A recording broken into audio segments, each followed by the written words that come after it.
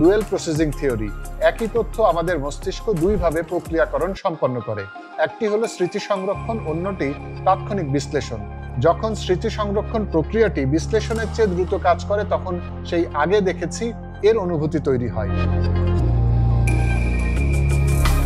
গবেষকদের ধারণা, স্বপ্নের সাথে দেজাভুর একটি গভীর সম্পর্ক থাকতে পারে।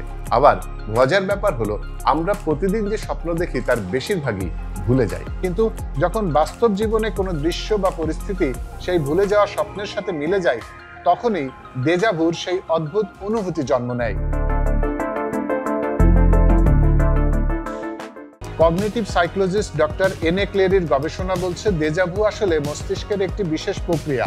যখন আমাদের হিপ্পোক্যাম্পাস বা মস্তিষ্কের স্মৃতিকেন্দ্র নতুন অভিজ্ঞতাকে পুরনো স্মৃতির সাথে মিলিয়ে ফেলে, তখনই এই অদ্ভুত অনুভূতি জন্ম নেয়।